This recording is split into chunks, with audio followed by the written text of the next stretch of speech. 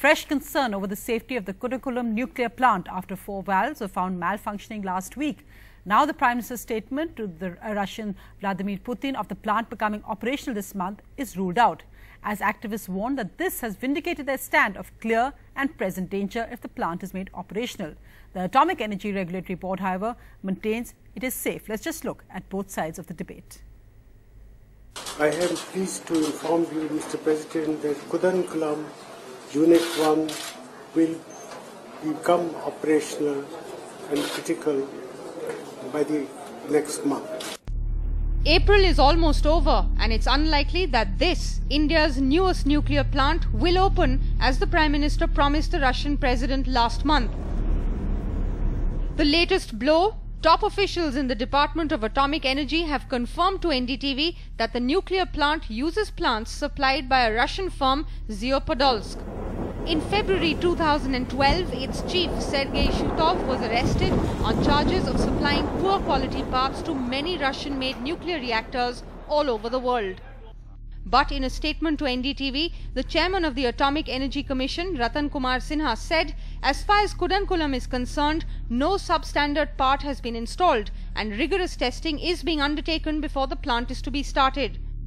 But in between, Kudankulam suffered another blow. The nuclear regulator has demanded further tests. This after NDTV broke the story that the national watchdog had found 4 valves supplied by a Russian private firm to be faulty among thousands of valves.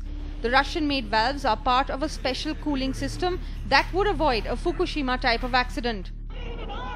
Activists and villagers near the plant who have staged dramatic protests over the last several months say the latest concern over safety have vindicated them. India has already invested over 15,000 crore rupees in the plant, which is already more than 5 years delayed. Only 1 reactor was to have opened this month, the remaining staggered over the next few months and years. Facing an average 5,000 megawatt shortfall in electricity, Tamil Nadu desperately needs any power, although it may get almost half of Kudankulam's power, the rest going to the national grid.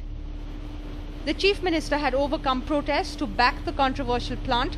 Authorities insist that a Fukushima-like disaster cannot happen in Kudankulam. To ensure that radiation does not leak out, the fuel is enclosed in a steel vessel that is further covered with 2 sealed concrete walls that are approximately 1.2 meters thick. In case of loss of power to the reactors, like what happened at Fukushima, there is a 500% backup provided through 5 separate diesel-powered generating sets, even though only 1 is enough to cool the reactor. The Indian nuclear regulator now says clearances will be granted only after a satisfactory review. When is anybody's guess. With Pallav Bagla in New Delhi, Anusya Mathur for NDTV. Well, I spoke earlier tonight, the Minister of State in the Prime Minister's office, Mr. Narayanasamy, who's been pushing this, who's been the face of the government really in defending this plant. And Mr. Narayanasamy, Prime Minister Manmohan Singh had told Vladimir Putin that this plant would be commissioned by the 1st of May. That's not going to happen now. What will you actually say, considering you had pushed for this plant and its safety, you had certified it, now that we've seen that 4 valves actually malfunction, so that whole certification of safety seems flawed? No, as far as the safety is concerned, I will take little more time to explain to you, because the safety issue was raised by the agitators and also for some of the civil society organizations. The Honorable Prime Minister constituted a scientist committee about the safety of the nuclear power plant at Kudankulam. They visited, they submitted a report, then all the safety measures which have been suggested by the committee has been incorporated. The Tamil Nadu government also on its own, they constituted a committee under Dr. Srinivasan. Yes. They also gave a report. They said Kudankulam nuclear power plant is very, very safe. Apart from that, the Honorable former President of India, Dr. Abdul Kalam, went there. He visited the plant. He saw all the features. He also certified that it is a very safety plant.